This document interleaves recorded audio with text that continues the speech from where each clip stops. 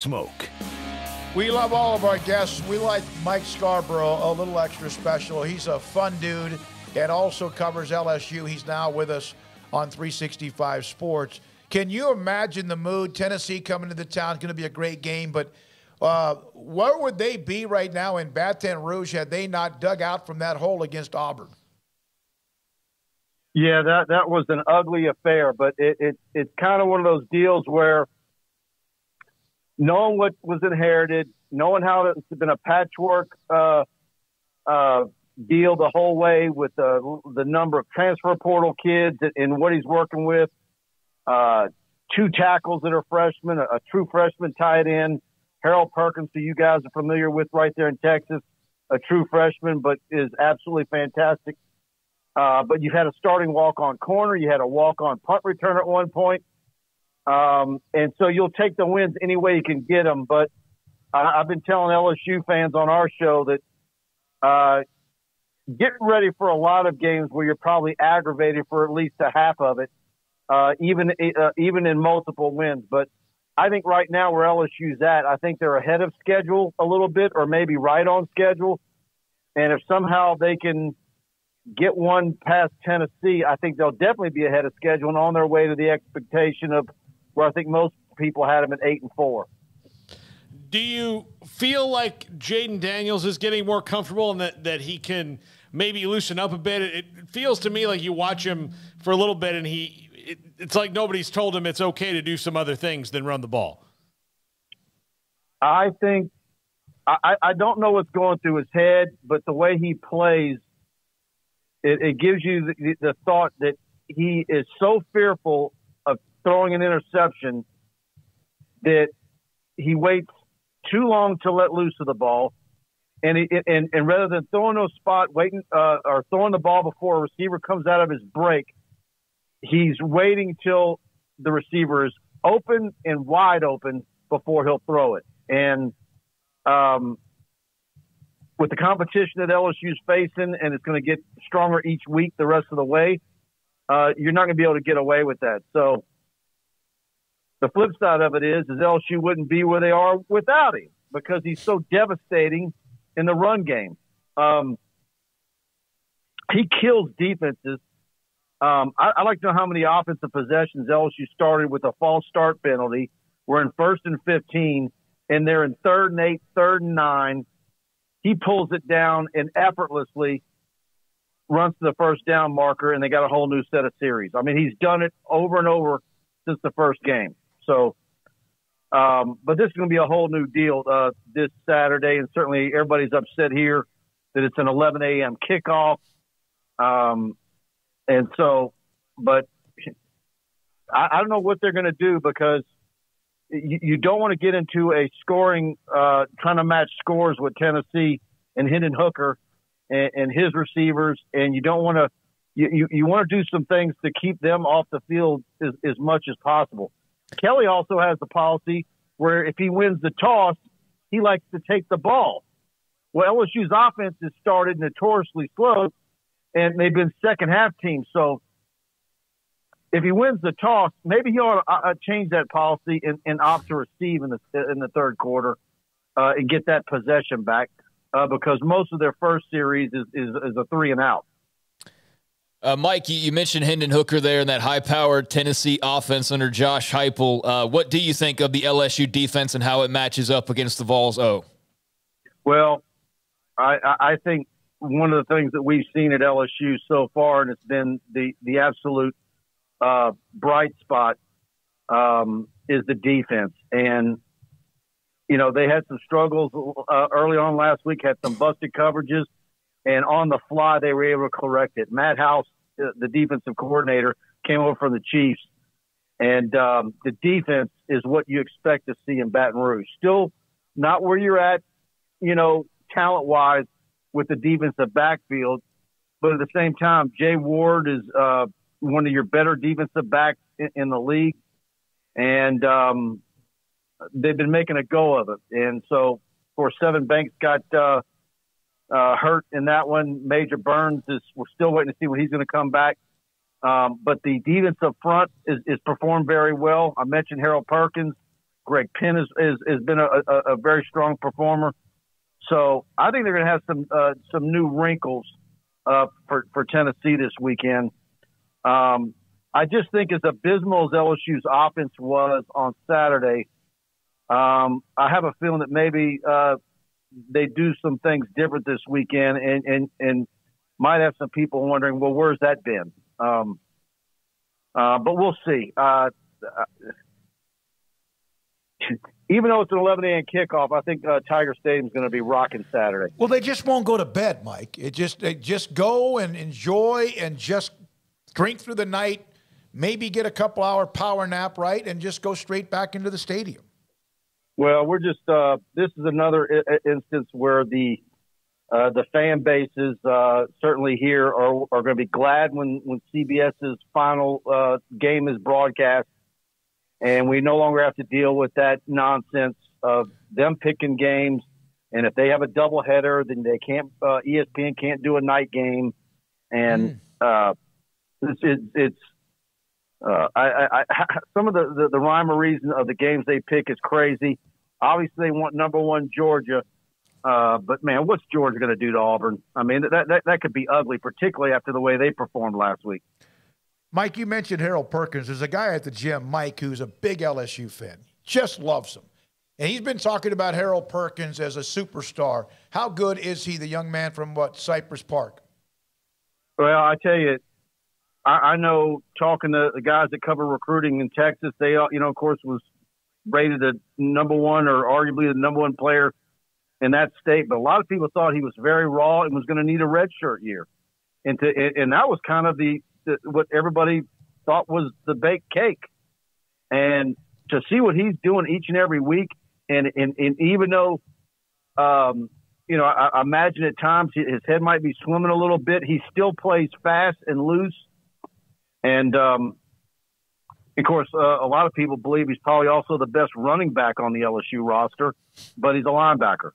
And so because he's very similar and he's wearing the same number as Devin White. And so Devin White was a running back. Devin White had to be talked into playing linebacker out of high school. So they're similar in that regard as well. Mike Scarborough, Tiger Bait with us on 365 Sports. Was that Dave Aranda that talked him into that? Probably was. I remember at the time we were a part of Rivals, and I was up at the 5-Star Challenge, and it was either Baltimore or Chicago. I can't remember which one.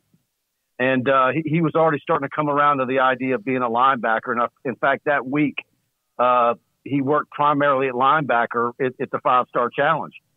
So they kind of worked him over a good bit before his senior year. Mike, clearly, Kelly's been on the job now for a bit, but still not that long in the grand scheme of things. What has it been like to now see him kind of get deep into a season, approaching this halfway point? I know there's been some stumbles along the way, but just what are some things you've gleaned from covering Brian Kelly so far?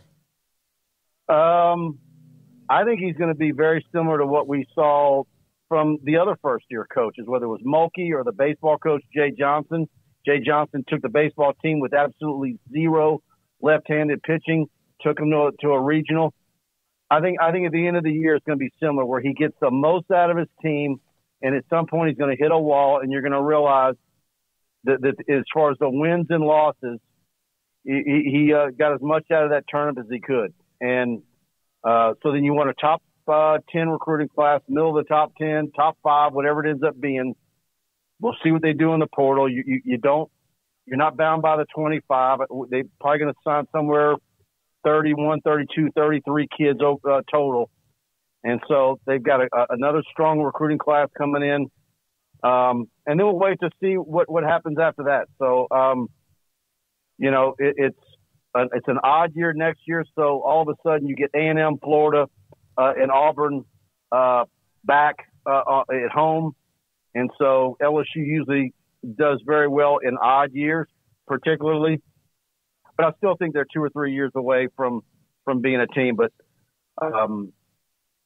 if he can get to the 8-4 mark and have a top middle of the top 10 or top 5 recruiting class, I think he's very much on schedule. What do you think the new scheduling model is going to do to I mean, like you said, in odd years is going to do to how you perceive what teams will do every year, because whenever they announce what it's going to be, it's not going to be as easy to predict who's going to be where. Yeah, I don't know where it's going to end up, because it seemed like for months there we were absolutely heading toward a 9-game SEC schedule, and then then we started hearing from Sankey that that's not necessarily the case now. Talking about going to doing away with divisions, but how are they going to work the scheduling? And you've got a whole bunch of teams in the league that there's some certain games that they're not going to want to give up. So what's that jockeying for position going to be? When Alabama's adamant that they have to have Tennessee and Auburn has to have Georgia. And even though LSU could care less if they play Florida every year, there was a stretch there where Florida was always a no vote when LSU was trying to get rid of that, because it was, most often in the last 20-something years, LSU's common opponent has been Florida, while Alabama's has been Tennessee. Well, most of these years, Tennessee's been terrible, and Florida's always been a top 15 team, top 10 or top 5. And so, but LSU was one of only like 2 or 3 teams that would vote to get rid of that common opponent scheduling format. And so, I don't know if I liked initially when it was first announced that Oklahoma and Texas were coming in, and maybe there would be pods, because I like the way those pods look. But then they said they're not going to do the pods. But I would like the pods to be used for scheduling. Oh, okay. Not so much divisions to get wherever you need to get at the end of the year, but just to set up the schedules. Yeah, I like the pods for the scheduling. And I like the idea of going to a 9-game schedule, SEC schedule. Okay, Mike, I'm asking this. I genuinely have no idea. I'm just curious, especially as you mentioned schedules. How much does the A&M kind of? I know that rivalry was manufactured in so many ways, like a few years back. But does that game matter to LSU fans? I think it does, and I think it gains momentum every year. Certainly, that 7 overtime game back in 2018. I think really put some firewood on it. But I saw where my buddy Tim Brando was on with Crane and Company yesterday, taking credit for all off season that A&M was overrated. Well, he wasn't the only one saying that. I was. And so I'm getting a real kick out of seeing everything that I was saying they were going to be in the off season come true. You mentioned the crossover games across in the SEC. You're right. Now, Tennessee has been kind of just average at best of late, but all of a sudden, if for example, you could have Florida or Georgia or Tennessee or whatever. I mean, if you get the wrong crossover game and someone else, because of rivalries, gets one that's kind of a gimme, although it's a rivalry, that can impact who wins the division. In my lifetime, the SEC scheduling has never been right. And people look at me with a crazy look when I say, you know what? In the storied years of the SEC, LSU never saw Herschel Walker, never saw Bo Jackson, and never saw Peyton Manning. Like, you're talking about, almost a Mount Rushmore of SEC football. That's basically 12 games. That's basically 4 years, 12, those 3 times. That's 12 times that he could have had a chance to see any of them. Yeah. Never saw any of them on the road or at home. Never played them. And when Herschel got a heavy dose of Emmitt Smith, though. When Herschel Walker was in the league, though, there were less teams. Like Arkansas wasn't even there yet. Yeah. So right. Yeah. And Missouri and obviously A&M. And Mike, you mentioned the pods. How do you think they're going to handle what Texas and Oklahoma entering the conference? Where do you think how's that going to fit with LSU? If LSU had to pick the teams that they should play because of regionality or rivalry or whatever, historical, who should they play? Can it be like at my grandma's house where we have the adult table and those two sit at a kiddie table? Yeah, sure. Yeah. Oh, my God. That might be the best part of the show. And we put a muzzle on the Texas people so we don't have to hear them. Oh, God, they're going to come after you. I know that, and you will fire right back. Be ready. Yeah. I mean, everybody's everybody's been, saying like, man, you guys don't understand. And of course, I know you guys do, but like everybody tends to think, points the finger to every fan base in the league. No, they're the worst. No, they're the worst. I'm like, nah, man, get ready for what's coming from Austin. Yep. Yeah, they're gonna come in and act like they're King Farouk. Who's that, Paul? I just like the Okay, name. all right. Yeah. Mike, thank you for your time. Anything else with him? You got anything else? Mike, you're the best, man. Hope everything's going well with you. All right, guys. Talk soon. Y'all have a good rest of the week. You too. Mike Scarborough. I love his segments with us.